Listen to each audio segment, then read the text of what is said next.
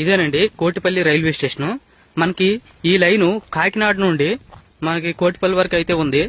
ఒక ట్రైన్ అయితే కాదు, జస్ట్ ఒక బస్ టైప్ లో ఉంటది. బస్ ట్రైన్ అనేది మనకి కాకినాడ నుండి కోటిపల్లి వరకు అయితే ఒకప్పుడు తిరిగేవి, ఇప్పుడైతే తిరగడం లేదు, మొత్తం క్లోజ్ అయిపోయి.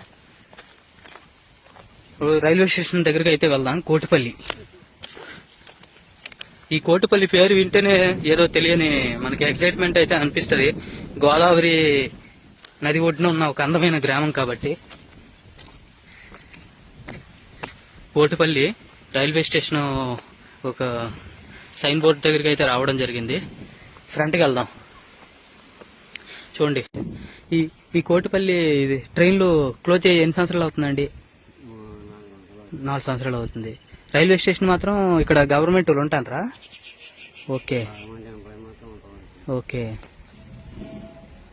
అదే అలా చూడడానికి వచ్చాను. ట్రైన్లు అప్పుడు కాకినాడ నుండి ఇక్కడ కోటిపల్లికే. ఓకే.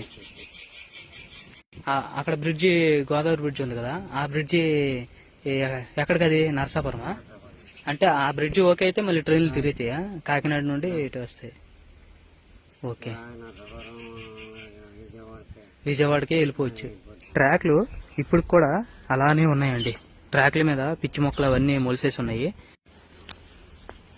జనాలు కూర్చోవడానికి ఈ కుర్చీలండి ఇప్పుడు కూడా చాలా బాగానే ఉన్నాయి. మనకి రైల్వే స్టేషన్ క్లోజ్ చేసంట 4 years అవుతుందంట. 4 years నుండి క్లోజ్ లోనే ఉంది. చూడండి ఎలా ఉందో వ్యూ. ఇదంతా కూడా రైల్వే క్యాబిన్స్ కి సంబంధించింది. హౌస్ అనేది చూడండి, కొబ్బరి తోటల్లో నీటి ఎంత బాగా ఉందో. ఓ పక్క పొలాలు, హౌస్, కొబ్బరి తోట వ్యూ అయితే చాలా బాగుందండి.